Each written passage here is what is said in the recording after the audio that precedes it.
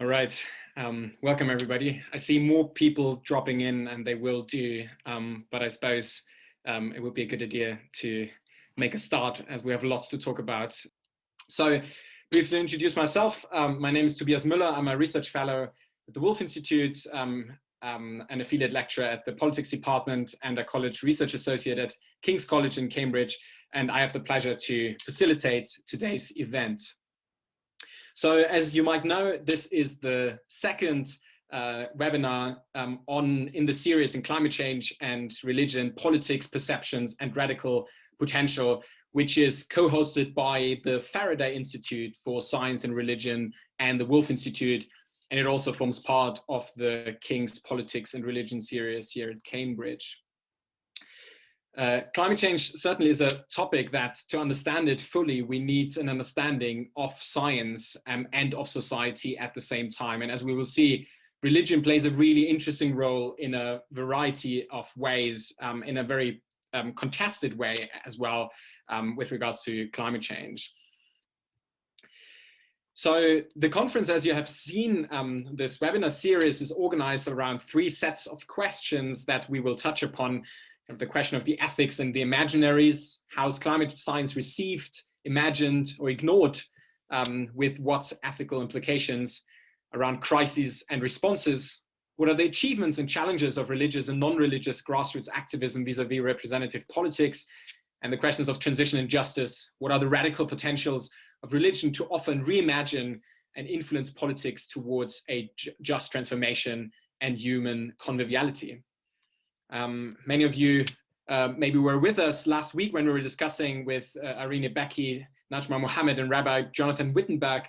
And particularly interesting, I found the question of power and powerlessness that came up. Kind of the image of the racially divided beach in apartheid South Africa really stuck with us, and kind of the struggles that a lot of people, particularly Black South Africans, have in that double marginalization of climate destruction, but also socioeconomic and racialized marginalization, was something that came up. And this is, I think, an interesting background to think about climate breakdown and the climate disaster. So it is my pleasure to welcome our 5 wonderful panelists today. First of all, we have with us Dr. Emily Shuckburgh, who is director of Cambridge Zero at the University of Cambridge and a reader in environmental data science at the Department of Computer Science and Technology. She's a mathematician and a climate scientist and a fellow of Darwin College, and also a fellow of the Institute for Sustainable Leadership and of the British Antarctic Survey. She leads, among other things, a center for doctoral training on the application of AI to the study of environmental risks, and also was former deputy head of the Polar Oceans team at the British Antarctic Survey. She also advised the UK government on behalf of the Natural Environment Research Council. And in 2016, she was awarded an OBE for services to science and public communication. And she's also, interestingly, a co-author with His Royal Highness the Prince of Wales, Antonio Juniper, on the Ladybird book on climate change that I just came across, and I'm maybe excited what insights that will bring for our conversation today. Secondly, we have Professor Lars Tönder joining us from Copenhagen. He's a professor of political theory at the Department of Political Science. He's the author of Tolerance, a Sensorial Approach to Politics with Oxford University Press, and has more recently written a series of articles and book chapters on democracy and the climate crisis. And he's a principal investigator of 2 research projects funded by the Danish Research Council about political norms in the Anthropocene. One is called Vital Politics, Rethinking Normativity in the Anthropocene. And I think he'll talk more about what that vital could mean and that vitalism actually could mean today. And secondly, the question of democratic innovations in a green transition. And both projects run from 2021 to 2024, which I believe every researcher wants, actually, like 2 new research projects that just start in the future. Looking forward to hear what will come out of those. And his new book in Danish is called On Power in the Anthropocene. We also have with us Dr. Tim Winter, who's a lecturer in Islamic Studies at Cambridge's Faculty of Divinity. Under his Arabic name, Abdul Hakim Murad, he has recently published a book, Traveling Home, which includes a chapter on Islam's theology of the environment. He has also been instrumental in the founding and construction of the Cambridge Eco Mosque, and some of you might have seen it's a really remarkable building of kind of Muslim contemporary and ecological architecture that I can everybody just encourage to visit. And also he has an instrumental role in the Cambridge Muslim College. Furthermore, we have with us Dr. Justine Huxley, who's the CEO of St. Ethelburga Center for Reconciliation and Peace in London, and she leads on vision, strategy, and program innovation. The mission of St. Ethelburga's, and it's already been mentioned last talk, is to build community resilience for times of social and ecological emergency. And I guess this is precisely the times that we find ourselves in at the moment. Her leadership really focuses on the need to face and deal with the profound uncertainty of our times, and to how to connect that with our values and to deal with deepening divisions. And again, I think here religion plays a really interesting role. Her first book, Generation Y, Spirituality and Social Change, is a collection of interviews with millennials giving a radical view of faith and action. She also has a PhD in sociology. And yeah, I learned that her first job was on a small Danish island and involved training an unruly camel. And finally, our last speaker this evening is Councillor Skeena Rathor, who is many things. She is a Kashmiri ordinary Sufi mystic woman, as she describes herself, mother of 3 girls living in Stroud. She has a background in heart and trauma flexibility. She's a teacher there. She's a body-brain development teacher, healer, and therapist. She also has co-founded a variety of really interesting initiatives, among them the Politics Kitchen, Compassionate Stroud. But most people might have seen her in the news as one of the co-founders of Extinction Rebellion, and also within Extinction Rebellion, a co-founder of the multi-faith forums and Extinction Rebellion Muslims. She is also an independent district councillor, and I learned about to launch a campaign for a new politics based on the principle of citizens' democracy. So without further ado, I will hand over to the speakers. Just one last reminder, each speaker has 10 minutes, and please, if you already have questions, feel free to put them in the Q&A, and we'll try to bring as many of the questions to the attention of the speakers. Again, thank you so much joining us from all across the globe. Emily, our first speaker, you have the floor. Well, thank you very much, and it's a real pleasure to be part of this event this evening. I'm really intrigued to hear what the subsequent discussions are going to be. So I'm a climate scientist by background, as was explained in the introduction, and so I thought that I would focus my comments around the first question that was being posed as part of today's session, which is, how is climate science received, imagined, ignored, and with what ethical implications? I myself have spent, I'm a climate science researcher, but I've spent a lot of time thinking about how we can more effectively communicate that science. The first intergovernmental panel on climate change report was released in the early 1990s, and I think already at that point the scientific world was very aware of the threat posed by climate change, but really that was the first time that it was being really communicated to, if you like, the political world and the wider public. And yet in the intervening 30 years, we have not really, as a global community, done anything like the scale of response that's required to that. So,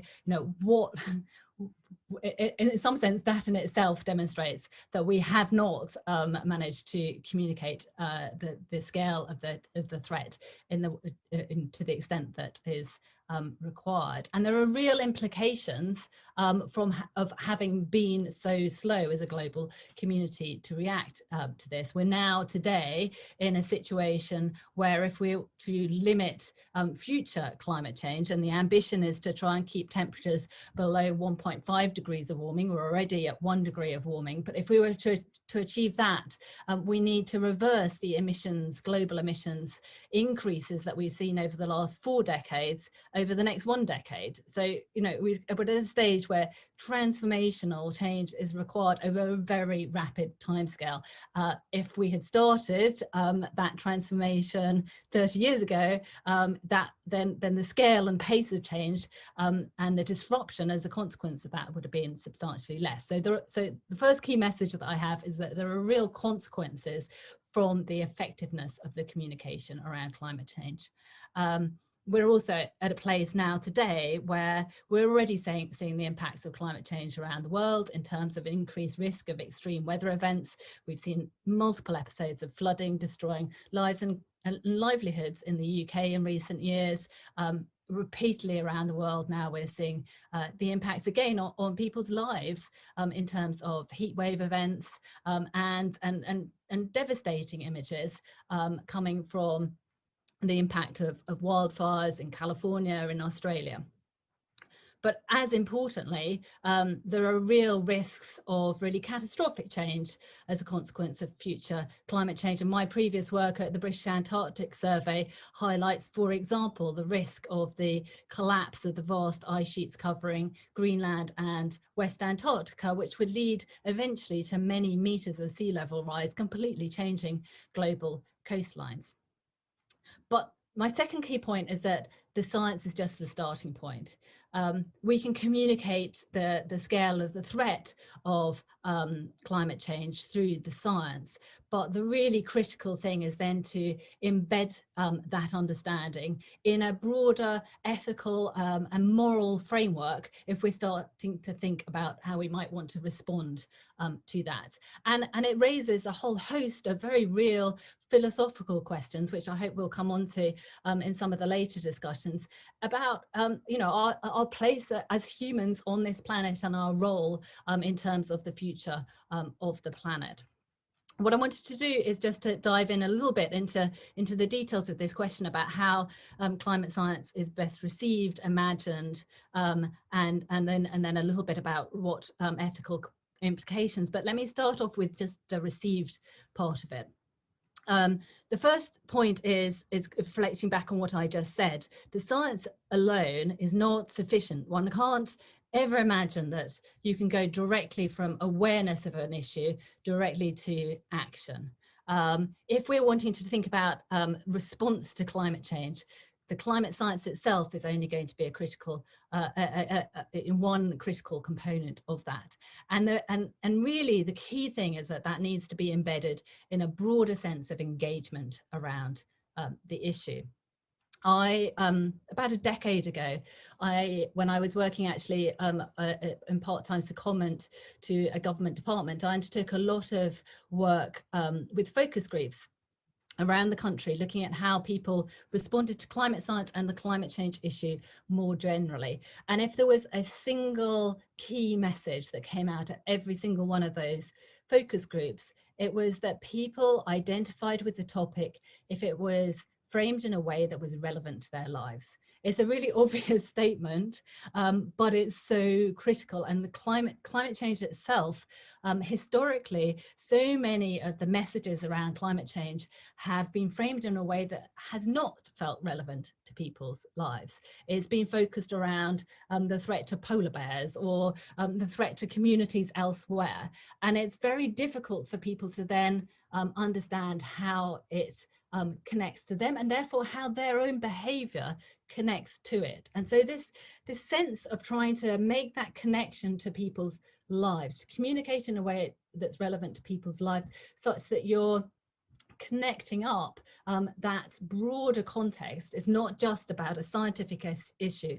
It's about something that is pertinent to every aspect of society, every aspect of our own personal lives, and ensuring that we're communicating in that rounder way is absolutely critically important. It was mentioned at the start, the Ladybird book that I wrote with the Tony Juniper and the Prince of Wales, and we very much tried to take that message through that book, to look to ways that we could connect with people's lives. The very front cover of that book, which was an image that actually Prince Charles was very keen on having on the front cover, was an image of communities that have been flooded in the UK in recent years, because, you know, well, firstly, because he himself had visited so many of those communities and been able to identify with the people and the very challenging circumstances that they were in, but also for this very reason, that it was the way in which people in this country are most currently perceiving the threat of climate change. So in terms of how do we imagine it, creating that broader sense of connection to people's lives is critically important. And I think that that's where the religious aspect plays a particularly important role, because of course, for many people, religion is a critically important part of their lives, and connecting through to that and being able to look at the issues and the challenges and the responses to climate change through the lens of religion, for many people will be the lens through which they most easily identify and can most easily understand how they then have an ability to act. I think the very last point that I would like to speak a little bit about is the ethical implications. So, as I started off saying at the beginning, if we'd acted 30 years ago in terms of our responses to climate change, then the future pathway of transformation would be less dramatic, and the response would surely be more effective. So there are, in that sense, very real ethical implications of having left it rather late to respond. But even today, there are also really significant ethical implications, I think, of the ways in which we choose to communicate, and the extent to which we deeply engage different communities in terms of looking to our responses to climate change. And I say that for various different reasons. First of all, this isn't just about the response to climate change in terms of reducing emissions. It's also about how we adapt to climate change and build resilience. And there are many communities around the world for whom that adaptation and building resilience is going to be the most important component, because they are the communities that are currently most vulnerable to the impacts of climate change. And ensuring that we are providing the information through to those communities in ways that they can respond itself is surely a strong ethical component to all of this.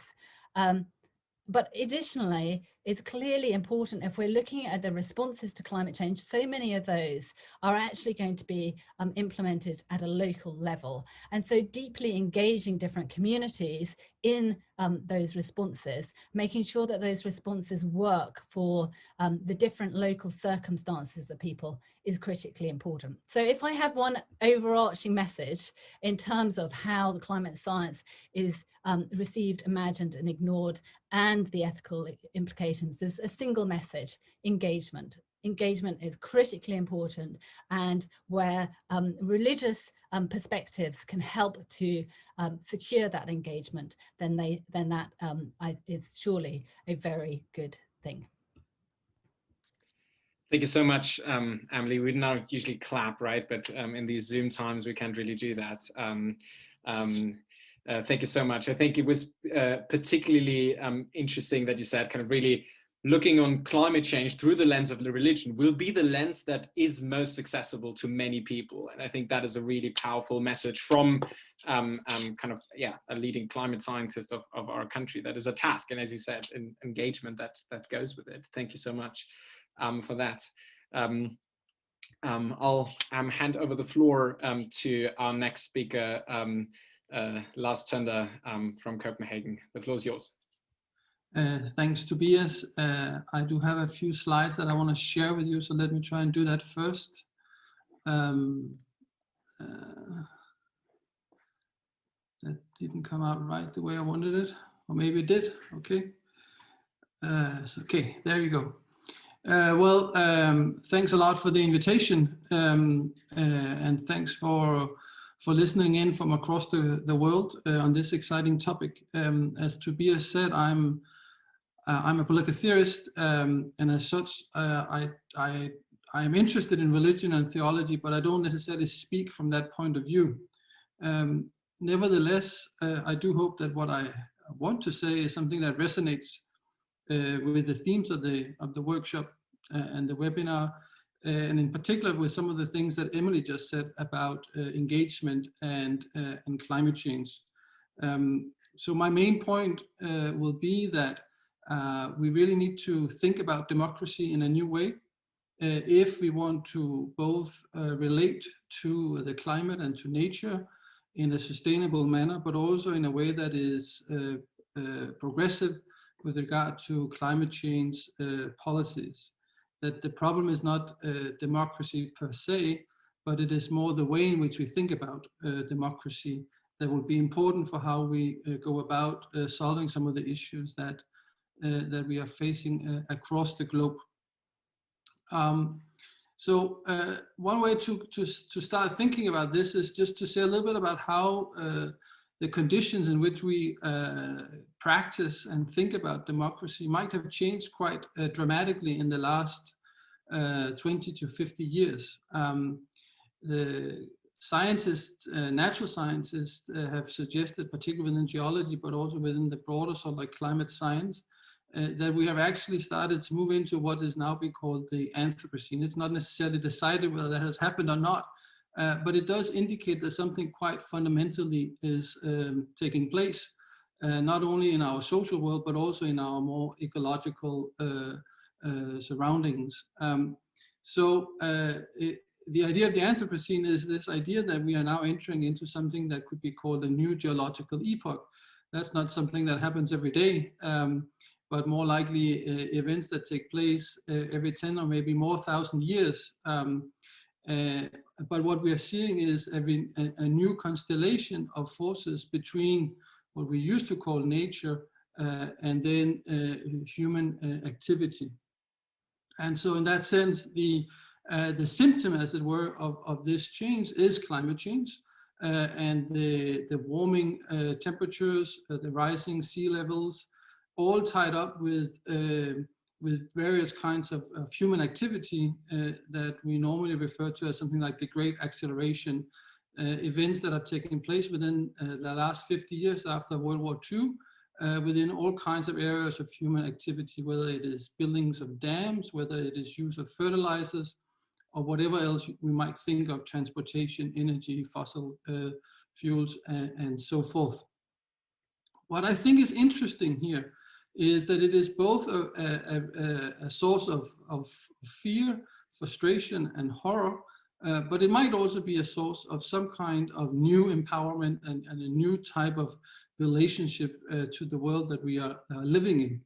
So we are normally associating the Anthropocene with landscapes like this, wildfires, burning forests, doomsday, as it were. And it is certainly an element of this new entanglement between human and non-human forces. They amplify each other in ways that cannot be controlled and that are taking us to various tipping points where we might end up in a very, very bad situation along the lines of what Emily just outlined.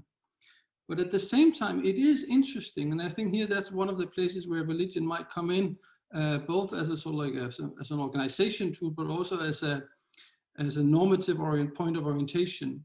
Many climate philosophers and even climate scientists are now starting to think about nature in a new way, as something not disenchanted, not as something inert, something mechanical, but actually turning back to, here illustrated by the Greek goddess Gaia, as something animated, as something with meaning, as something with a certain source of agency that can be endowed with different kinds of spirituality. And it might be that there is here a certain sort of like possibility for linking up various orientations, religious, non-religious, to identify with a common cause, with a common source of meaning that we all should be concerned with. But what about democracy itself? I think that's obviously an important topic for me, and I think also for a lot of other people.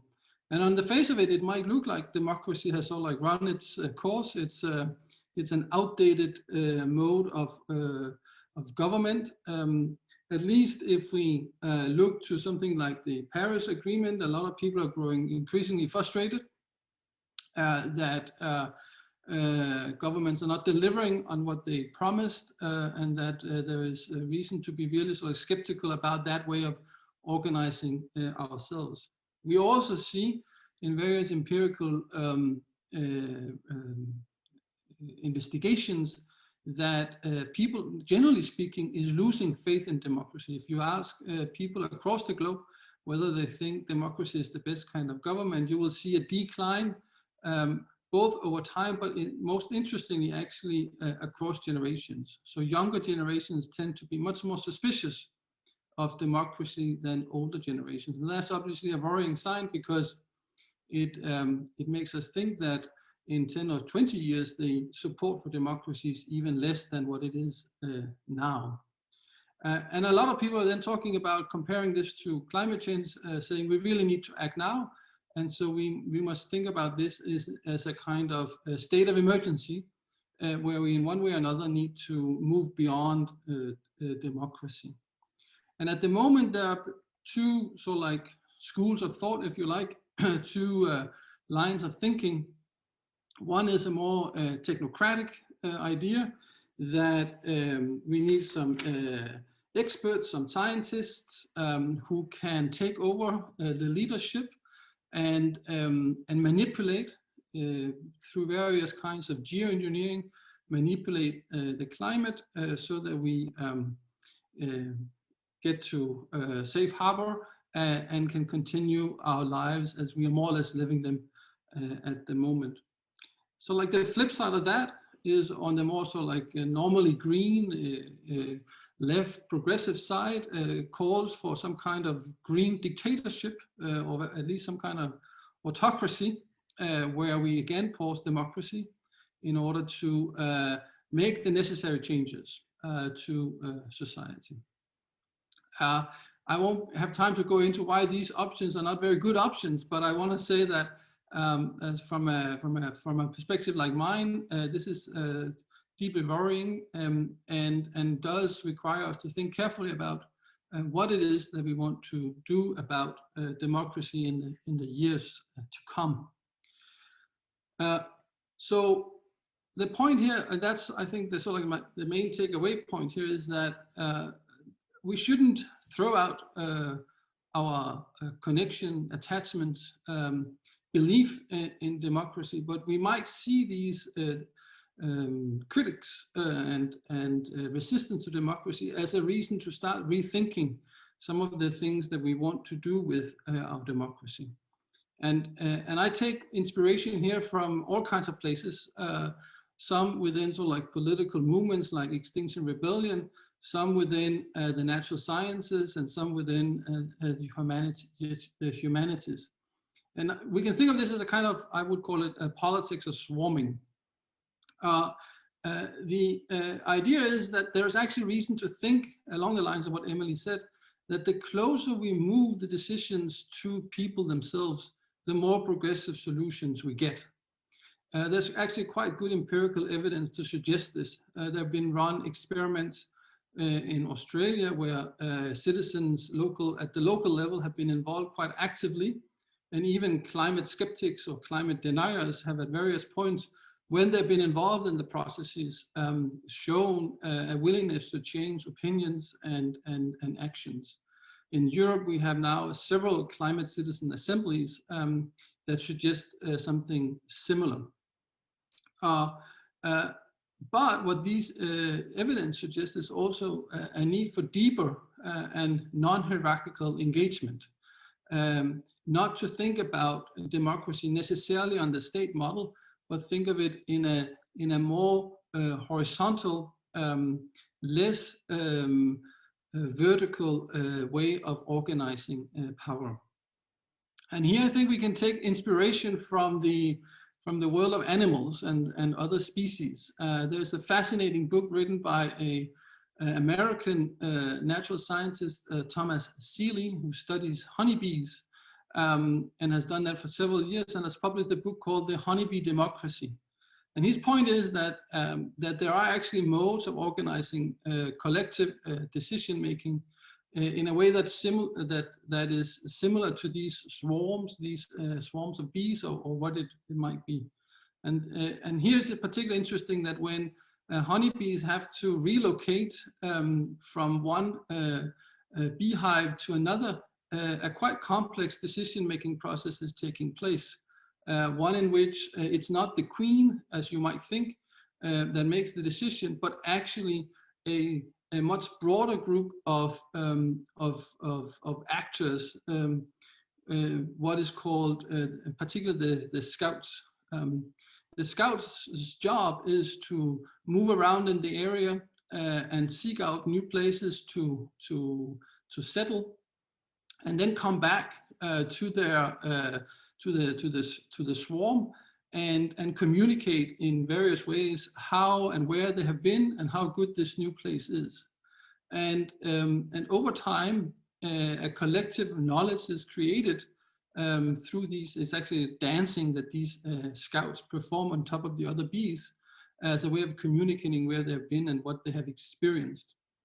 And at some point, in a much more collective, non-vertical way, a decision is reached, and this honeybee swarm moves to the next place. I think we can see that as a picture, as an image, as a way of understanding a lot of what grassroots movements today are practicing, a kind of politics of swarming. This is a picture from a German organization called In the Gelände, where we can also, I think about Extinction Rebellion. We can think about the Standing Rock Indian Reservation Movement and others who actually organize themselves in this way and are able to both mobilize quite dramatically in relationship to climate change, and also do that in a very, very democratic manner that is meaningful for all the participants. And I think that is probably a place where we can place our hope for when we think about climate change, grassroots movements, and ethical imaginaries. So I will leave you just with sort of like these two images, our sort of re-enchantment of nature, the possibility for believers and non-believers to come together around this figure, be it Gaia or other names. I don't think it matters so much what we call it, as it matters that we see it as something that is endowed with meaning, with agency, with possibilities, some horrific, some actually quite enchanting, and that we use that as a source of inspiration, kind of like normative source for our actions. And then on the other hand, think about how we can organize ourselves in a different way, but democratic, but not as vertically hierarchical as we might think we normally should in order to make decisions. There's actually a lot of potential for collective intelligence, learning processes, and decision-making processes in these more horizontal modes of organization. So thank you for your attention, and I look forward to the rest of the conversation. Thank you so much, Lars, for kind of really providing us with a canvas and a lot of kind of theory that kind of provides us with abstract concepts and deep thinking, which certainly is very necessary, but also yeah, quite something to take in. I'm looking forward to kind of how we fit these big questions about democracy, legitimacy, but also the question of, again, where the decisions are being made into our conversation. And just one sentence really stood out to me is like, the closer we move the solutions to the people themselves, the more progressive solutions we get. I really like that as a kind of nugget to talk about. So now we had kind of a climate scientist and a political theorist talking about religion. Our next speaker is a scholar of religion who teaches Islamic studies at Cambridge. Tim, the floor is yours. Thanks so much. I've been feeling, listening to these presentations and last week's as well, slightly outgunned in that I'm not really a kind of expert in this subject area. I came to it quite recently, so my remarks may be somewhat impressionistic. I suppose my interest was triggered quite recently when I was hiking in Iceland, hoping to show my young son one of my favorite places, which is a glorious kind of cathedral of ice underneath a glacier. And of course, when we arrived, you can imagine that the ice cavern had collapsed, and there was just a kind of rather miserable sound of trickling water and some sad looking lumps of ice and frost around. And that kind of kicked me out of my complacency, I think, and made me realize that this is not just a kind of hobby issue, but is absolutely at the center of what's affecting all of us. I think perhaps my experience reflects a somewhat regrettable tendency generally in the Muslim world and amongst Muslim intellectuals and leaders who have been rather slow to be alerted to this global emergency. There's a number of reasons for that. I think partly it's the inertia that one finds in the culture of Muslim seminaries, so it's not a common sermon topic. Also, the democracy deficit in many Muslim countries, where short-term regimes tend not to think in terms of long-term issues and may just be disinterested and actively discourage such discussions. And also, unfortunately, the malign influence of the hydrocarbon-rich states of the Gulf has demonstrably served to suffocate or at least push down climate change as a significant agenda at Muslim gatherings and intellectuals. So, as a Muslim thinker, I'll confess that we are very far from being at the forefront of this discussion.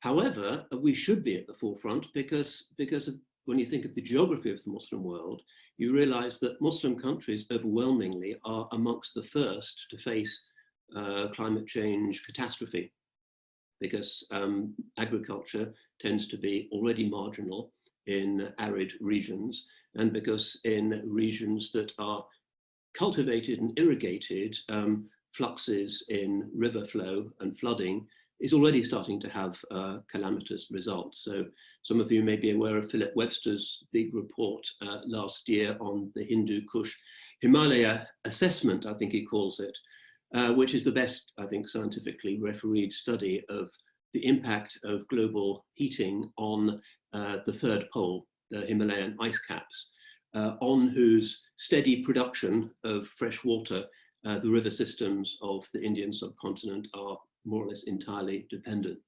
So the conclusion is that even if we get to the probably phantasmagoric ambition of zero carbon by 2050, there's still going to be at least a 1.6 centigrade increase in global temperatures, which will result in a loss of over 30% of that ice, meaning that most of what we now call Pakistan and Bangladesh is unlikely to exist in anything like its current form. We're looking there not at villages in Norfolk with encroaching cliffs. We're looking at the complete elimination of the habitat of tens of millions of people.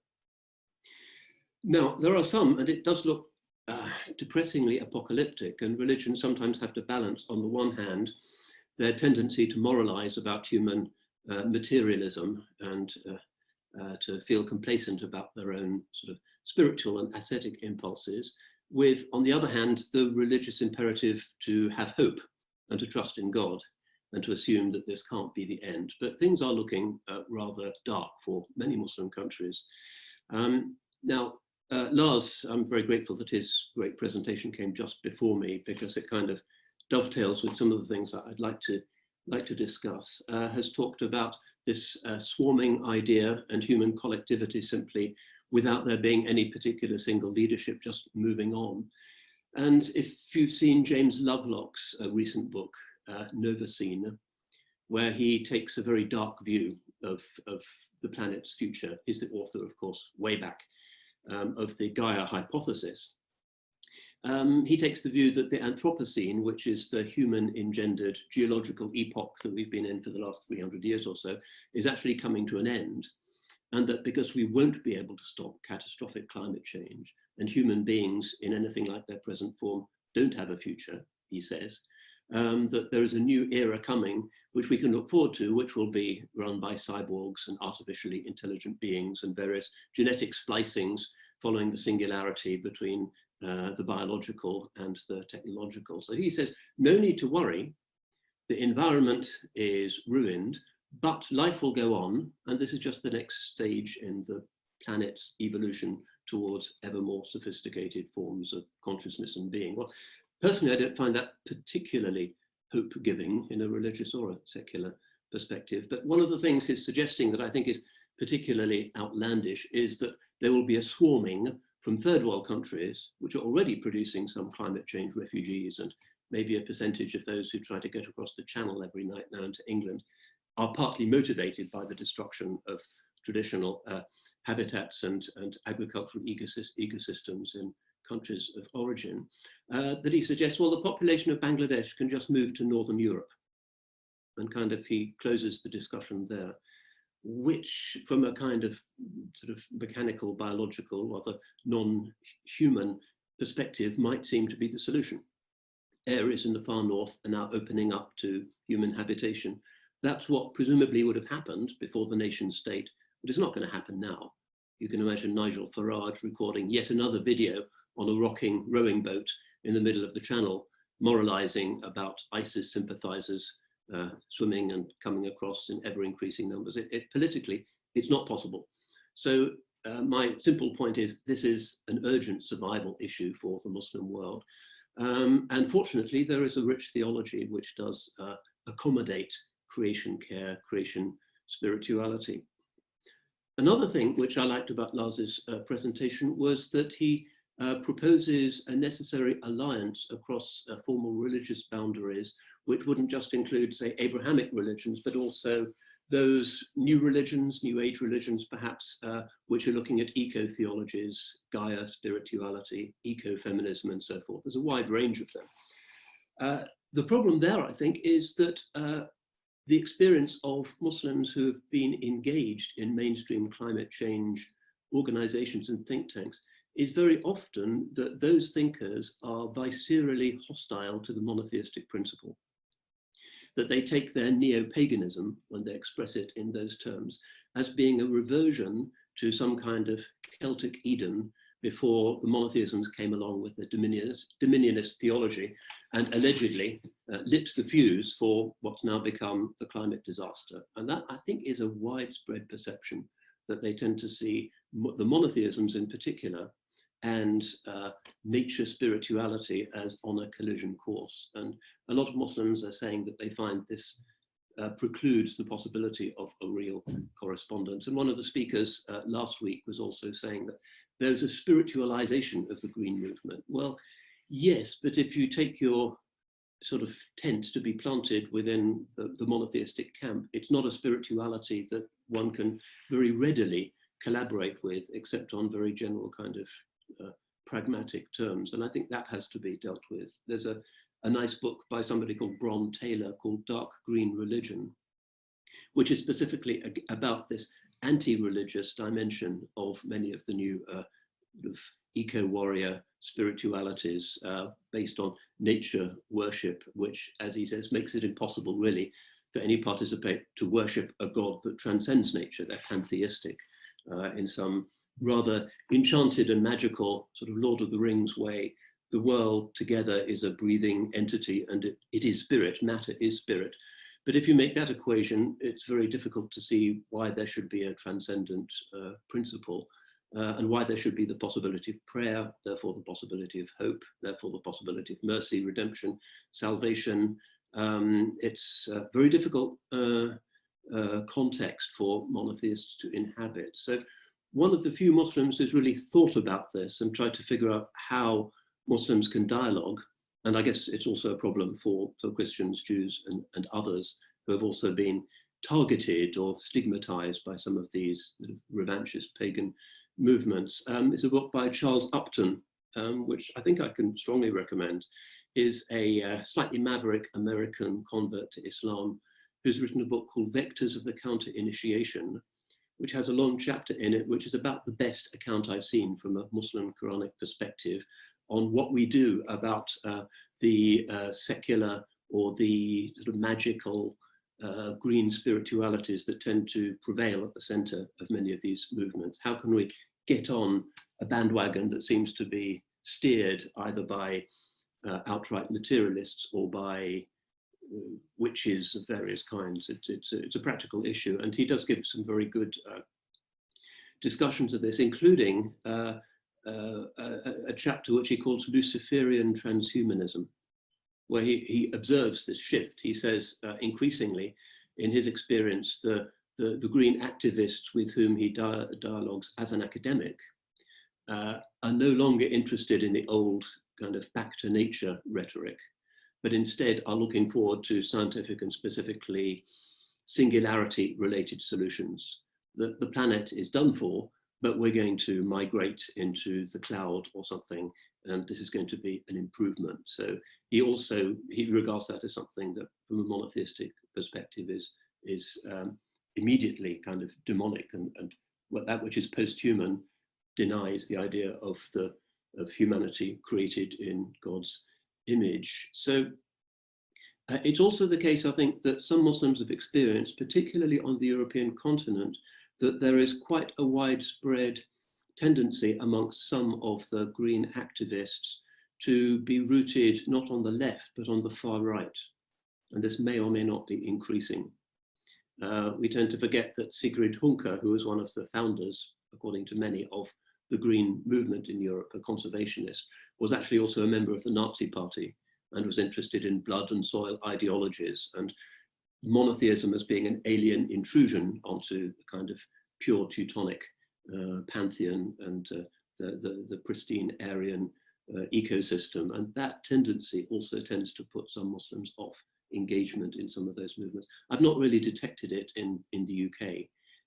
I don't think that the English Defence League are particularly involved in eco-warrior issues, but on the continent it is increasingly seen as part of a populist return to the soil identity politics that is very difficult for Muslims and no doubt other minorities to engage with. But the final point is that I mentioned briefly that the Muslim tradition also has at its heart, in other words, in its scriptural narrative, a great celebration of the natural world, not as some kind of magical animate globe with no particular source or direction, but actually as something that is sacred in itself, valuable for itself, but pointing towards a divine conscious source. And that's really the thing that it most shares, I guess, with Judaism and Christianity. But it also quite distinctively has this idea of creation and the natural world as existing in a state of praise.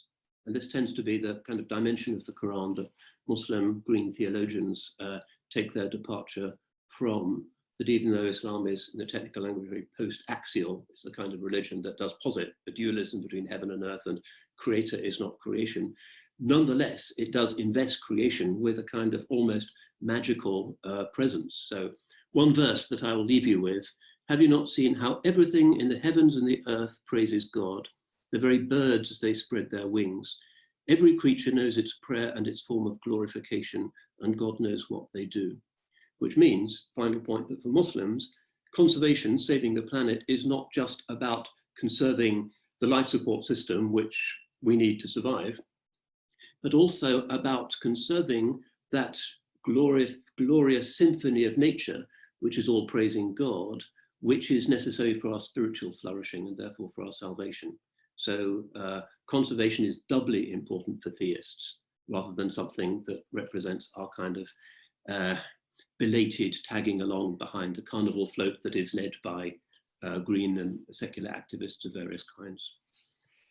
Thank you so much, Tim, really, for kind of first reminding us of the significant, the political context of the Muslim world and how it is affected by climate change, but also by teasing out some tensions, that it's not just all really like a wonderful, happy, clappy folk, if you want, of all sorts of worldviews coming together, and also some of the issues that there might be between kind of green spirituality, if you want, and monotheism. Thank you very much for that. Our next speaker, Justine Huxley, has a lot of experience of people from all sorts of different worldviews coming together at St. Ethelburga Center. I'm looking forward to her remarks, Justine. Thank you, Tobias. Thank you so much for inviting me to be part of this. And I feel very inspired and stimulated by what I've heard so far. And I'm sure some of the things that I say will overlap with those threads. So I struggled slightly with this question because it focused on institutions, political and faith institutions. And I had to sort of sit with where that discomfort was coming from in me. And I was drawn back to the British Social Attitudes Survey, which is very hard to say, last year, which demonstrated that confidence in churches and religious institutions and parliament and politicians is really hitting an all-time low, and really around half the population surveyed report little or no confidence in those institutions. So we're living in a landscape where there is a loss of trust in conventional authority. And we're also living in a time of tremendous polarization, this great culture war, where we no longer really seem to understand people with views that differ from ourselves, and we're incredibly quick to demonize people. So our landscape is really pitted with quite dangerous tensions between different identity groups. And when you put this landscape together with ecological collapse, you've got a potentially very deadly combination. And one of the reports that really stood out for me last year was one commissioned by the Pentagon and carried out by the US Army and NASA, which predicted a future of blackouts, disease, thirst, starvation, and war, and urged the Pentagon to prepare for the possibility that domestic power, water, and food systems might collapse due to the impact of climate change in the next 30 years, and that the US military itself might collapse. So this combination of biodiversity breakdown and institutions in crisis, this kind of leadership gap, and a context of a very polarized world, presents this very real danger, which Abdul Hakim just touched on as well. So sort of top of my global risk register that keeps me awake at night is the risk of fascism and authoritarian governments taking hold. So obviously we need to do the work of mitigating against climate breakdown, but we also need, I firmly believe, a second track of building resilience for collapse, and that's really the work that St. Ethelburga's is engaged with. So I don't know what scenarios go through your head when you plan how you're going to spend the later years of your life. And you know, some of the things that go through my mind include, you know, if there's food rationing and I'm at the front of the queue and get the last food parcel and my neighbours are behind me and get nothing, what will I do? And when I wake up and find climate refugees have camped in my street, what will I do? And if I see the authorities beginning to scapegoat Black and brown people, what will I do? So for me, there's one really vital question that is vital for both our political institutions and our faith institutions, and that is, where do we source the moral courage that we need? And where do we find the authority and the influence to call people to unity? So that's the question I sit with. Where and how do we find that in ourselves and call others to it? And to be completely clear, I do not consider myself to be a role model or an expert in moral courage, but that's definitely work that I want to do within my own heart. And I deeply believe that this is one of the tasks of the moment. So I just want to speak a little bit to that theme. And I think, firstly, this loss of faith in institutions, I think there could be a positive side to that, which is an opportunity for us to really stand in our own truth and claim our own authority, and without intermediaries. And how do we do that? How do we claim that authority and depth within ourselves? Well, I think living in a world where we're bombarded by fake news and conspiracy theories and this massive online distraction that's around us, it takes a lot more discipline to go to that place inside yourself than it did 20 years ago. And I think the emphasis on consumerism in the outer world doesn't just pollute the outer world, it also pollutes our inner space, and all of these things create this kind of massive white noise that has a really stultifying effect on our inner depth. I read recently part of Krista Tippett's theory of change for the platform On Being is this. She says, deepened inner life creates the space for the moral wrestling that can transform relationships and therefore communities. And I really think she's onto something there. So I feel like disciplined practices that support our inner life are really needed more than ever. And whatever that is for you, time unplugged or silence or prayer or time in nature, or a lifestyle that focuses on simplicity and that prevents us from getting drawn into unnecessary materialism. Whatever it is, this is the foundation that we need that will give us the inner integrity to weather the storm that's coming.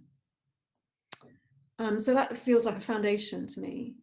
One of St. Ethelburga's principles for building resilience is about seeking opportunity in crisis. And there's one opportunity that I speak to a lot in these kind of conversations, which is the confrontation with our collective mortality. And a couple of years ago, a friend of mine was diagnosed with a brain tumor and didn't know whether he was going to live or die under this long operation. And he had the courage to really use this confrontation with his own mortality to put him back in touch with what he saw as most essential to human life for him. And that was definitely something he drifted from. So I think the threat of human extinction holds an opportunity within it for us to really find out what matters most. And I think, crisis can be a tremendous generator of courage. And I had a little but quite significant for me, experience when I was a lot younger that really taught me that. And I was in a situation where I thought my own life was under threat. And I managed to scale this wall that was, quite frankly, humanly impossible. And I used to walk up and down the street and look at this wall for like weeks afterwards and just had no idea how I'd got over it. I mean, I think I must have looked like a cartoon character just running up this vertical wall and down the other side. So I know we're capable of extraordinary things if we really take seriously the threat to our own lives. So if we shy away from the enormity of the crisis and don't let it in, which I think is very easy to do, we won't access our full capacity for courage. So for me, this means to really allow in the most horrific scenarios that we can think of, to imagine human extinction, to imagine mass starvation, and to internalize it as a possibility and then act as if it's true. And I think faith communities have got a part to play in enabling us to do that. I think there's another opportunity, slightly more obvious one potentially, that the climate crisis presents us with, and that's the possibility to use climate as a bridge to reach beyond these divisions that are emerging, not just the human divisions, but the divisions between humanity and other species. So it's an opportunity to weed out this anything that engages us in othering, however subtle. So making it about us and them, anything that creates that dichotomy within our own thinking. And recently I had the privilege to have a conversation with David Goodhart, the author of Road to Somewhere, which has been quite influential in our thinking recently. And I asked him what his top tip was for uniting people across these culture divides. And he said, and it may have been because of who he was talking to, he may have been talking to me specifically, but his top tip was that there's a particular responsibility of liberals and progressives, the people who are global in their outlook and pro-multiculturalism, to understand the traditionalists, the people who think that multiculturalism has gone too far and they're mourning the loss of national identity and tradition. So his top tip was raising the emotional intelligence of the progressives so that we can empathize with those holding the tradition piece. And I was quite captured by that. And I have this sort of idea that maybe St. Ethelburgers could start running workshops on how to empathize or how to learn empathy for a Trump supporter, for example. And I think actually, the more of us take on that work, the more chance we have of succeeding in this call to unity. And my last point has been touched on partly by Emily and partly on Lars, is that I feel we need to be drawing on the science and the ecology of interconnectedness and seeing if we can evolve a new language for this. So this interconnectedness is the same holistic worldview that mystics have been tapping into since humanity began, and that indigenous people are still holding for us today. But science grounds that worldview in fact. And from that science, I wonder whether we can just create a language that is not just factual, but beautiful and compelling and numinous, that can awaken a longer term hope and vision in all of us. And I think for some young people, this worldview of interbeing has actually taken the place of values that might be transmitted by organized religions. And so I feel there's something in that story that has the potential to unite people of faith with those who don't subscribe to religious institutions or have a different way of seeing the world. And I think that's an incredibly important bridge that we need to build. So I've just got one little story to finish. And I like this story because it brings together the interconnectedness with the crisis. And Joseph Campbell told a story of a policeman who was preventing a stranger from jumping off a cliff, but was nearly pulled over the cliff in the process. And when he was asked why he put himself at such risk, he said that if he'd let this young man die, he wouldn't have been able to live another day of his own life. And so the point was that great psychological crisis can cause a breakthrough in our everyday thinking that enables us to see the interconnectedness, to know on a really deep level that saving the other is the same as saving ourselves. And I think, if the last honeybee and the last earthworm die, we will know that to be true. So some of our institutions may be broken or in crisis, but what isn't yet broken is the individual human heart. And this is where we can ignite the fierce courage that we need, the kind of courage that can transcend political divisions and faith divisions and divisions of species.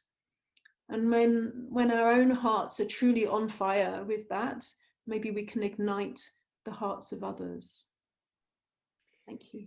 Thank you so much, Justine, for really kind of call to the burning human heart, and really that also allowing masturbation as a possibility and then act as if it is true. I think that really is something kind of facing death and mass death. Like that's the reality we're dealing with, and like awakening us to that, I think is very sobering, but really important contribution as well. Thank you. So we have one last speaker, Skeena Rathor, and I already see the questions coming in, which is amazing. We will have then time, half an hour for Q&A, but before that, with us is Skeena Rathor from Extinction Rebellion.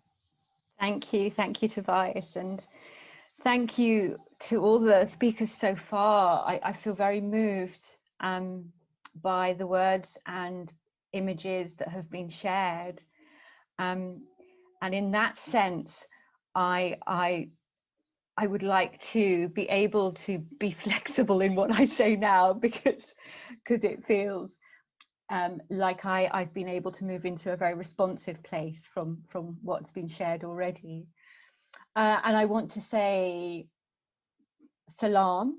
I'm grew up in a Muslim family. I was born into a Muslim family, and shalom, because I'm married into a Jewish family to you. I want to share a full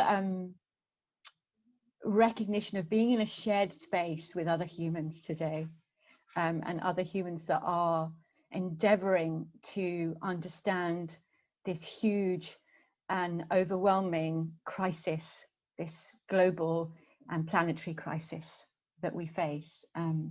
It's really good to be with you all in that. We've heard already, so Emily, thank you for sharing the scientific truth, so to speak, in terms of our climate reality. And I think I just want to return to that scientific truth for a moment, because I feel like the spirit, the human spirit, which is perhaps at the center of what we're talking about today, is ignited by truth.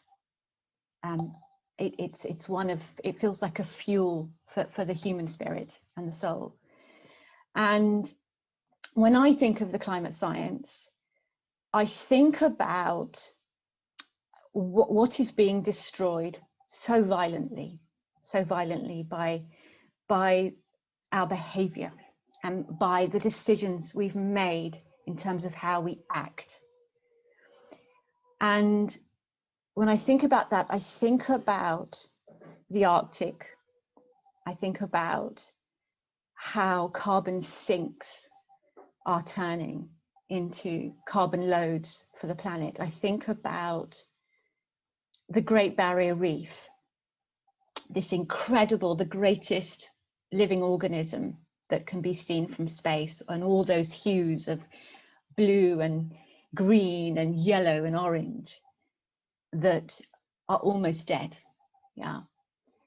And I think about the Amazon and the fires again this year that are starting to build much faster and in even more destructive ways than the Amazon fires of last year. And so again, another carbon sink that is turning into a carbon load. And so all of these oxygenation processes, I think about how they cause the life force, the breath that we take, how they in their own respiration allow us to breathe. And then I think that my God, my goodness, we are suffocating ourselves, right? We are destroying ourselves. And we know this to be true. We know this to be true. Governments across the world have declared a climate emergency. Local councils in this country have declared a climate emergency.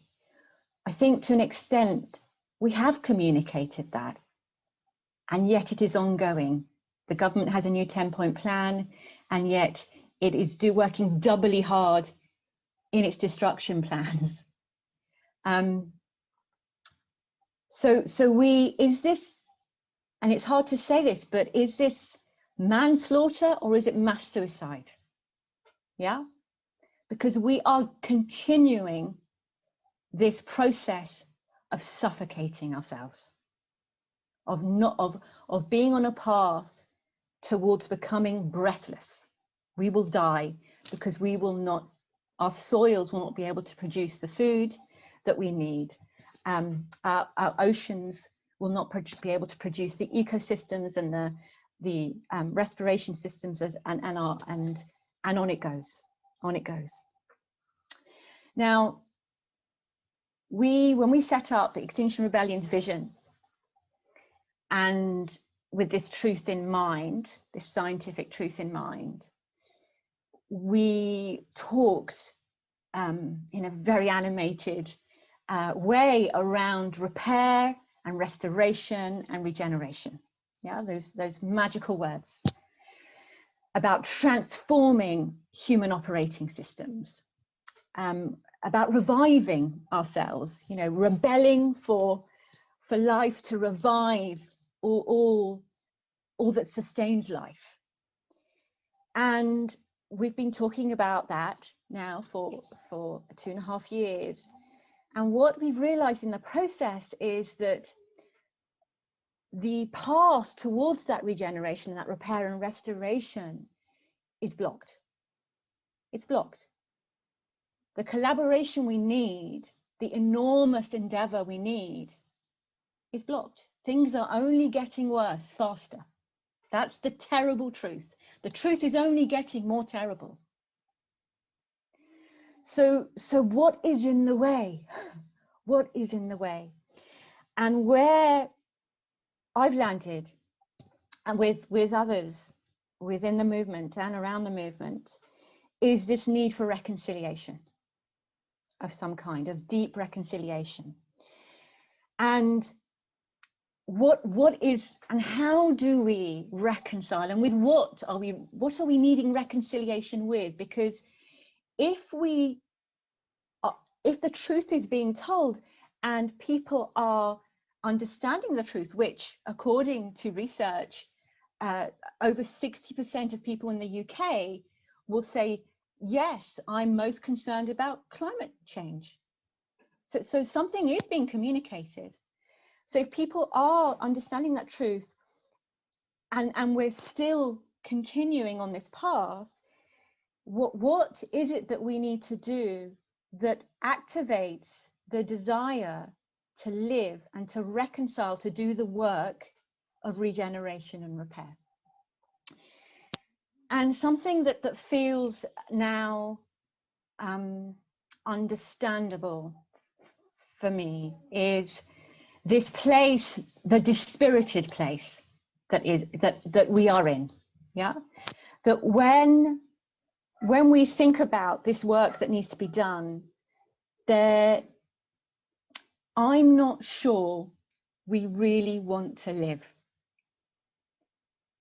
I'm not sure we really want to live. When I spoke last year, a Channel 4 documentary maker came to Stroud, and they brought an amazing lady called Lisa McKenzie, who works as a thinker and lecturer and teacher and campaigner around working class issues.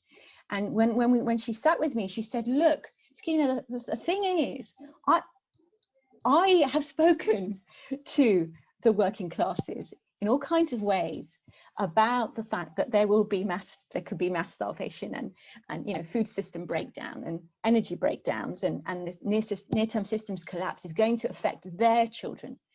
I've said all of this, and you know what? They don't care. They don't care. Because they are so broken in their spirit. They are in so much daily survival.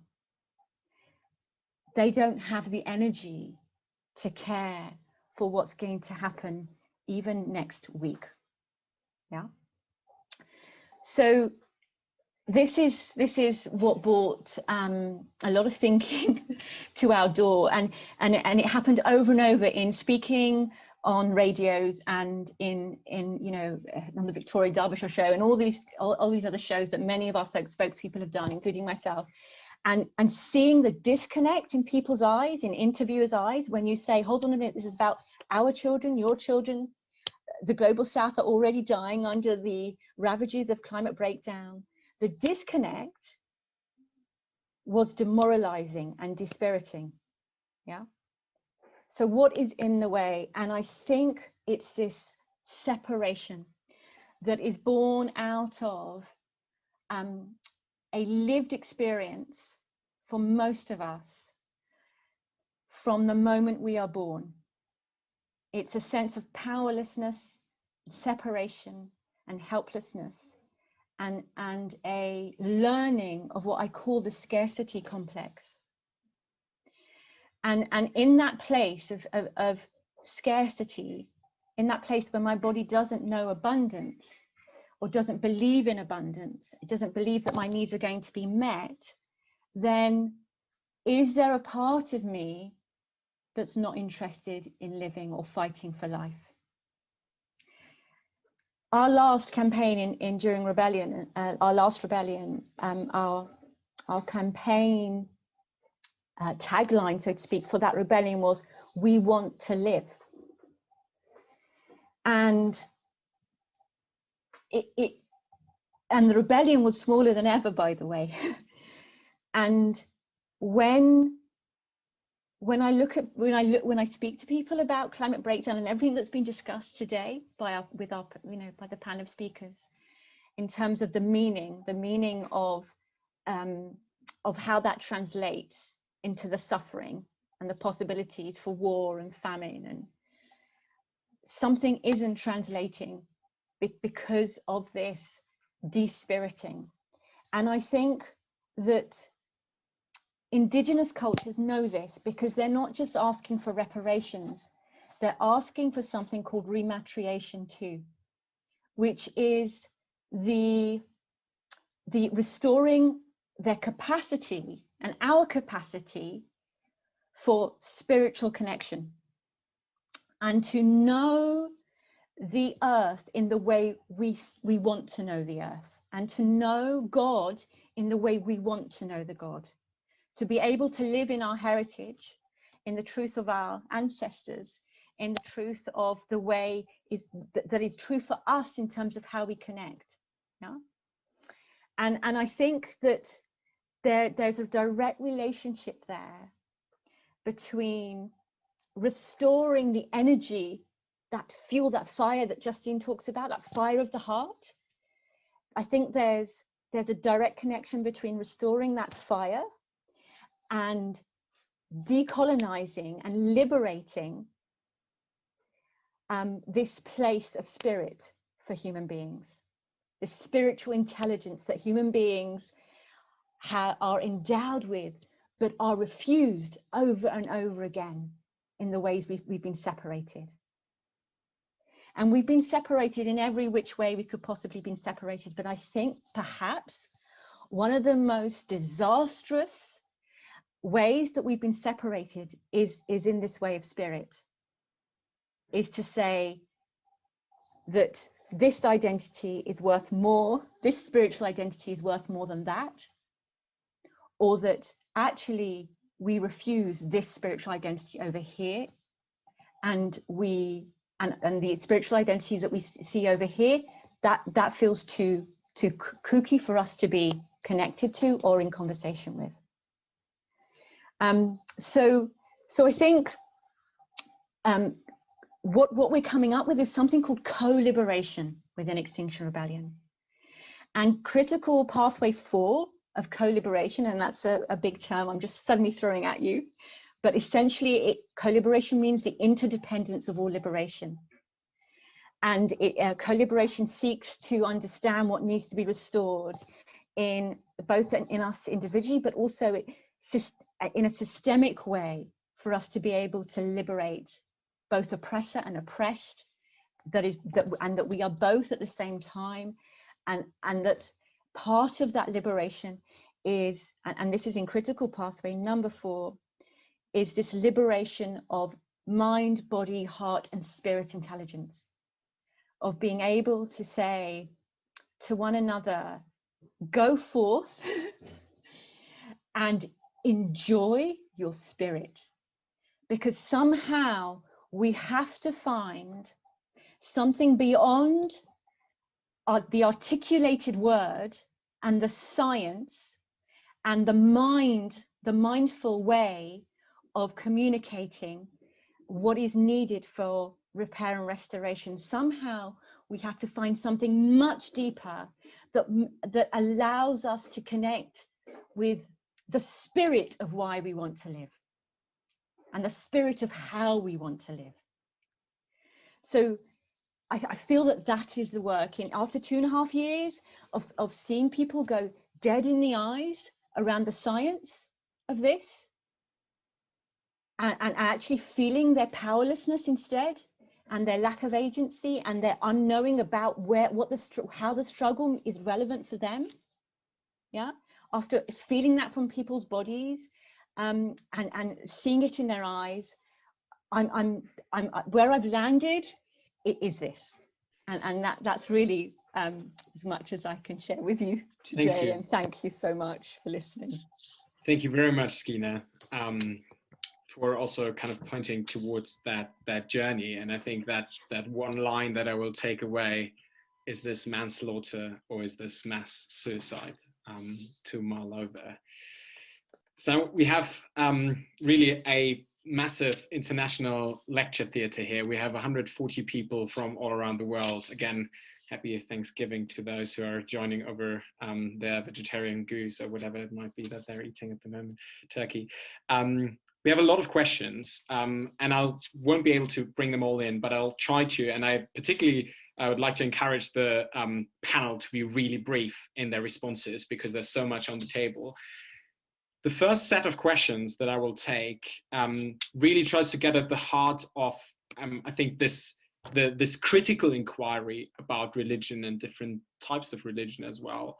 So one of the first questions that we got was about how does the panel actually reflect on the impact of religion when it comes to its imbrication with slavery, with colonization, and to what extent kind of that colonization also links to climate justice, and the combination of religion and colonization. And a kind of a second question that Amnon Leff asks is, it has been considered how religion can be mobilized to get the message across, so to use instrumentally, as it were. We may want to think about how the prospect of a climate catastrophe might stoke the fires of an apocalyptic, nihilistic worldview that could be used really for religious and political ends. And finally, I think connected to that, somehow is also the question, is religion actually just a convenient vehicle, or is it actually the motivator of the message in itself? So kind of this, I'll put them together, and feel free which of the questions you want to answer. Emily, do you want to start on any of those? But feel free to just raise your hand or just chip in. I don't want to kind of distribute all those individually. Yeah, so let me just say something very briefly, because the point that I am interested in is, so we've heard, I myself gave part of the sort of apocalyptic gloom story about this, but the part that I'm interested in is where particularly religious thought can help us A, create a sense of agency, and B, create a sense of hope. And where, in terms of our responses to climate change, a religious thought can help to contribute to us shaping those two dimensions in particular. I don't have any answers, but I'd be really interested to hear how others think through that. And I did notice that was a topic that did intersect a couple of the other presentations as well. Great, thanks. Who else wants to jump in? I will again. If I could say something as well, more on the question of religion as an instrument or not. I mean, I think the Canadian philosopher Charles Taylor has suggested that religion is kind of like a source of self, a source of meaning, and a source of motivation.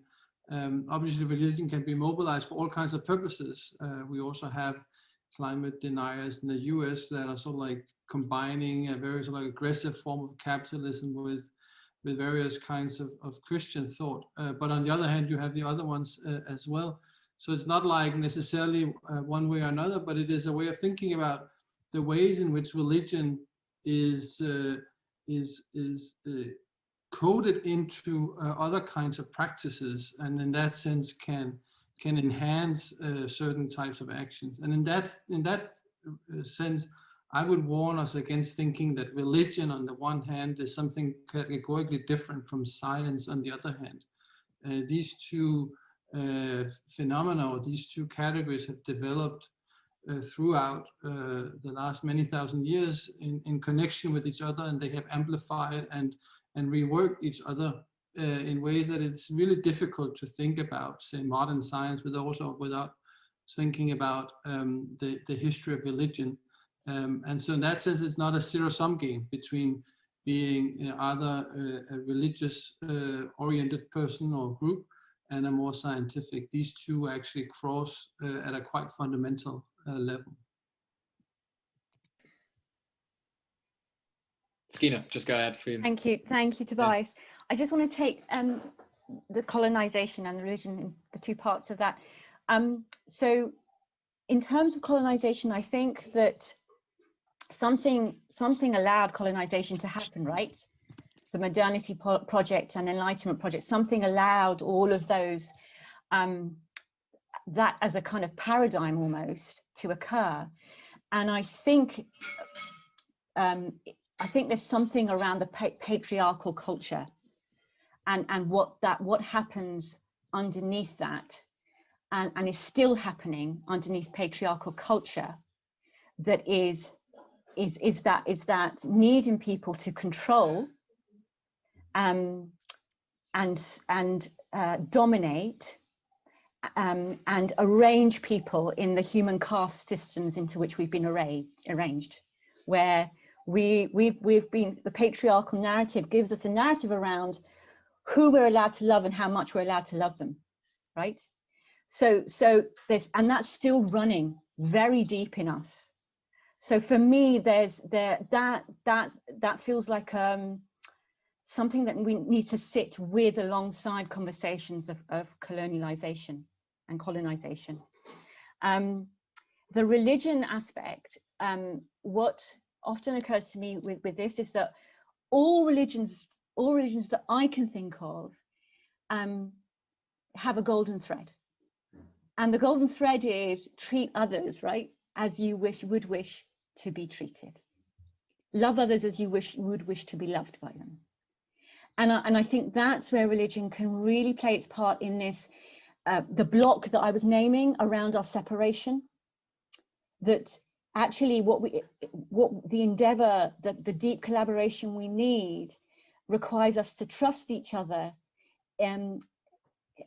very deeply and in ways that we aren't doing because of the ways we've been divided and separated under oppression and patriarchy and colonization. So if what religion can do is step into that space and say, hold on, folks, hold on. Part of our religion and every religion is this golden thread. Thank you very much, Skeena. Tim, do you want to pick it up or wait for the next round? Well, just a footnote to Skeena's comment. Of course, we must make sure that we never exclude or marginalize those traditional voices within religions, often quite despised in liberal democracies, rightly or unrightly, that believe in a more hierarchical vision of society. So the kind of intersectionalist agenda should find some way of incorporating traditional religion rather than stigmatizing it. I don't think we should replace one form of oppression with another. But more generally, I think all of the questions, and I think everything has been kind of converging on a single conclusion, which is that this impending apocalypse is so gigantic and we all are facing it not equally, but significantly, that this is perhaps the force that was needed in order to bring together the warring factions of humanity. And particularly I find with our new eco-mosque in Cambridge, that when very secular people come just to look at the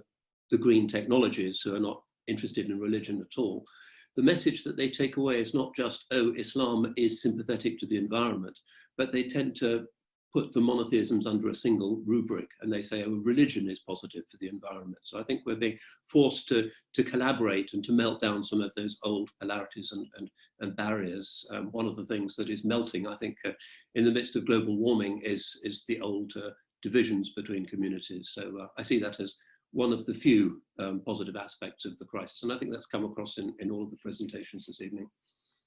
Thank you very much. Tim, if I can kind of just push further on that question, because it has been raised, I think in Justine's talks in particular, with regards to the institutions and kind of the role that religious institutions play, and also highlighting the different perspectives within institutions. And Tim, you just mentioned kind of maybe the more liberal, more secularized forms of religiosity and kind of more hierarchical understandings of religion as well. And there's a couple of questions that speak to that. So on the one hand,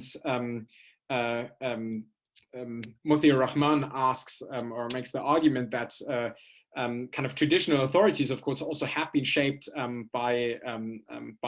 by secularism, and so to what extent there is a need to, again, it comes back to the question of kind of decolonizing spiritual ecology, so that can be rooted in religious traditions outside the European imaginary. And a similar question is also kind of the question of individual solutions and perspectives, there was another question kind of connected to the eschatology of capitalism. So kind of to what extent community and individual actually is an axis that is helpful, or that actually like is too simplifying. And I think kind of coming from a very different perspective, the question by Hans-Geir Asmundsen, which is like, do these perspectives have to be kind of theologically sound, as kind of pointing to Tim, I think Tim's comments as well. So does it has to be legitimized and authorized in the scripture and by tradition and religious authority? Because then we run to the question of traditional authorities also being undermined. So I'd like to pull these together. Maybe Justine wants to answer first, because it is about the institutions, but others feel free to chip in. Oh, thank you. Well, I think the bit that I feel moved to respond to is Morthea's question about decolonizing spiritual ecology. And I do think there's tremendous inspiration and wisdom and depth to be had by looking at indigenous religions and, you know, non-European religions. And, you know, certainly at St. Ethelburga's, we've always tried to do that in our approach to spiritual ecology. And, you know, I know in my journey with that, I was hugely influenced by the Lakota elder Tiokasin Ghost Horse, who just has, I felt like the first 20 minutes I spent in his company, he just completely rewired my brain, and he made me realize that from within the spiritual conditioning that I'd had, I did have this hierarchy of like levels of reality. So even though, you know, I was very consciously working with how you bring the spiritual and the material together, which is the essence of what spiritual ecology is, in my mind, somewhere unconsciously, I still had a hierarchy of like, you know, there's the earth here, and there's the archetypal world, and there's the world of the soul, and there's the inner planes, and then there's the void, and then there's absolute reality, which is the kind of, you know, system that I was taught. And it came in a hierarchy. And I felt that this amazing Lakota teacher, he was just chatting to me over tea, and he didn't really say very much, but just being in his company, I felt all of that just get dismantled. And within 20 minutes, I felt like actually my experience, my lived experience of the interweaving of all of those different levels of reality was changed, like actually permanently, you know. And I really recommend the experience of being with teachers like him who have so much to offer. So I felt that, you know, that was a bit of me being decolonized, because colonization is all about hierarchies, right? So decolonizing my understanding of these levels of reality really spoke directly to that. And, you know, I would love to learn from more people like him. And I think it's really essential that we weave that wisdom in a, you know, respectful and non-appropriating way into how we do spiritual ecology. So I think that's a lovely question. I'm just saying a resounding yes to that. That's the question. I can't remember what the other question is, Tobias, so I'll pass it on to someone else. That's perfectly fine in the interest of time. Who else wants to speak on any of these questions? Feel free to just jump in. Skeena's raising her hand. Yeah, I think I just would like to speak about how important the work in Cllr has been around welcoming people from different faith backgrounds, and how wonderful it was. And Morthea, who is I think with us, has been a key organizer. Thank you, Morthea, of organizing the collective faiths work. We had such a wonderful October rebellion particularly, but it's happened in many rebellions where we were able to collect together people of different faith backgrounds and be together in our sovereign ways around prayer and meditation and hold vigil. And I think it touched everybody, including secularists. It was a place of real nourishment for the rebellion and a place of vitality, and that's that thing that I was referring to earlier around how do we nourish the spirit enough for us to have the energy to want to live, to do the work that it's going to take to live. I think part of the Cllr work around this has been both innovative, really paradigm shifting actually, and very, yeah, just generally really successful. So I thank you for asking that question. Lars. If I can also speak a little bit to this theme that I think is emerging here in the question of how to forge this kind of alliance between different faith groups, different traditions, and different parts of the world, indigenous groups in the global south, progressive groups in the north, and what have you, and how to do that, and what it really takes. And I think it also is one way to think about it is to like stress the need for courage, as Justine talked about, but also with that the need for tolerance. But tolerance not in a classical or traditional modern liberal way of indifference or of some kind of stepping back, of some kind of letting go, but another kind of more active type of tolerance, which stresses the need for endurance, but also stresses the need for meeting the differences and exploring the differences.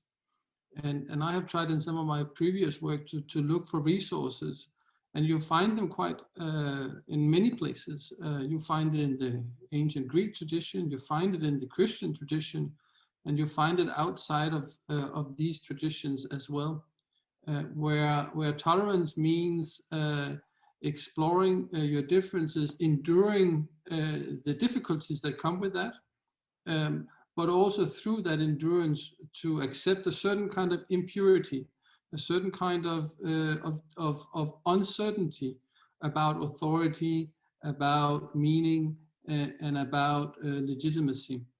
But through that work, then to create new worlds together.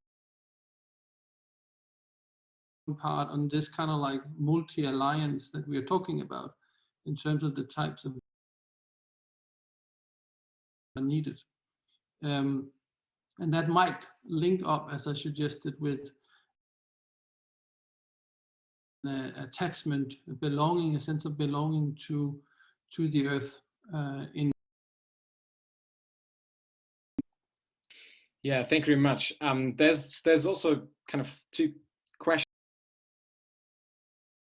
that I'd like just to put up, and then we don't have much time left. So if the others want to take up something specific or respond to something specific before we wrap up, or any of the questions in the box. And the question to Emily that I found really interesting here is, yeah, really this question of how to engage with my family, friends, and colleagues about climate change without being preachy and making them feel they're not doing enough, which I suppose is a conversation that you're having very often, presumably.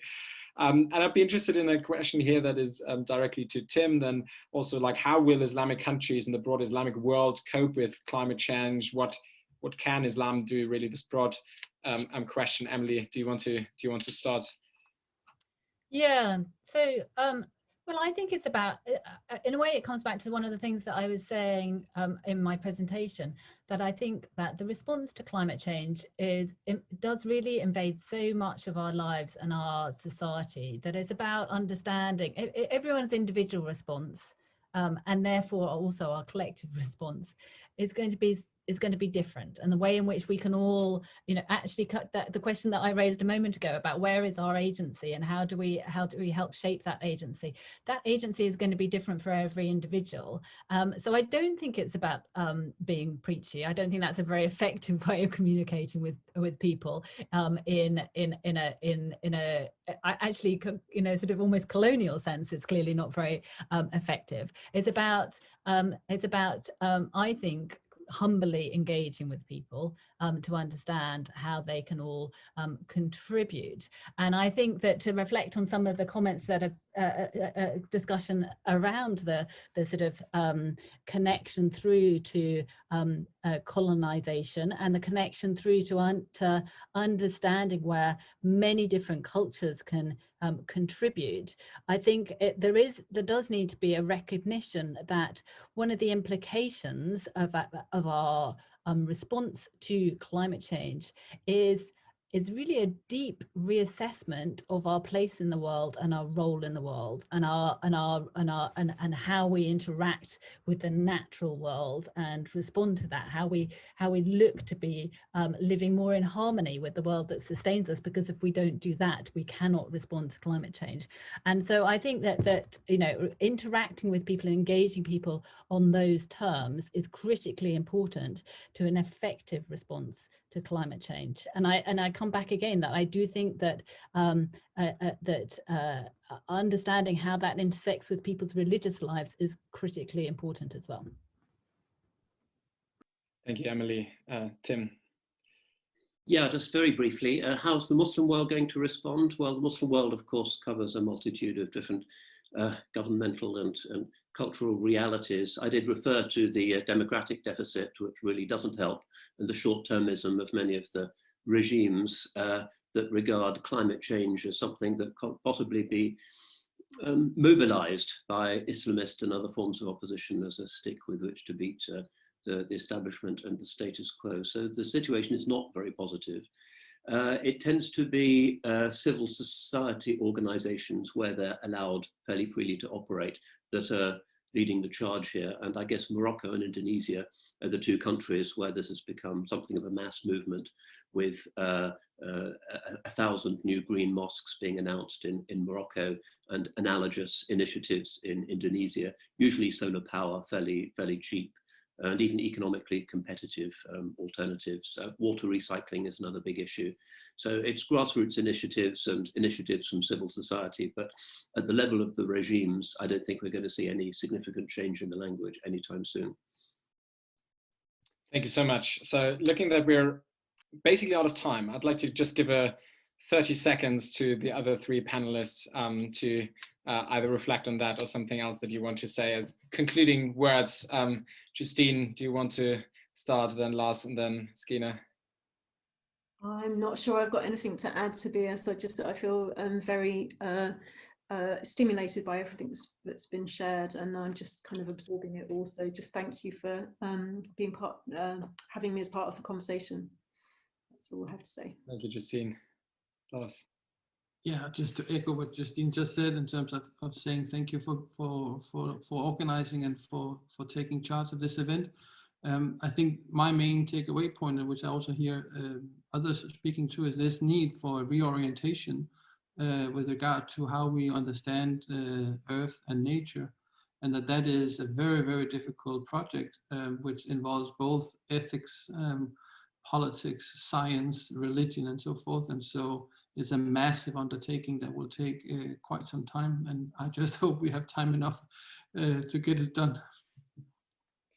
Thank you. Skeena. Yes, again, much gratitude to everyone here. I think I'm in that place with many of you that thinking that we need something we need an epic shift, right? One that we can't even imagine yet. And so the normal ways of thinking about what we need and how we need it don't feel enough. And I think we're at the edge of discovering this. I do. But I think it requires a recovery process from the deeply internalized oppression and the systems we've designed in the image of human oppression and the way we've oppressed nature and taken nature over and deemed it to be something separate from us. We are nature, and until we reclaim ourselves as nature, and that kind of epic shifting consciousness appears, then I think we're still searching. But I'm in the search with you, and thank you for being here with me. Yeah. Thank you so much, Skeena, and for everybody coming here this evening. I was just wondering, the one interpretation of 2020, of the many interpretations, and that people will look back on this year, and it might be with the Biden election and whatever we might be able to do, that this is the year that climate change becomes widely now recognized as the by far most important political issue to deal with. It might not. We might see other things, but I think this is really a very critical moment to think about these things. And I think the significance of religion in that can hardly be overestimated. So with that, I want to express my thanks to the Faraday Institute, in particular Sarah and her team did an amazing job in putting all the technicalities together. Also to the Woolf Institute and their support in this. And yeah, finally, would like to invite you to join me in thanking our 5 amazing panelists to make it through this really long and thorough conversation on this Thanksgiving evening. And thank you very much to everybody else around the globe joining us. And yeah, I hope to be able to continue this conversation in other venues as well. Thank you very much and have a good evening or day.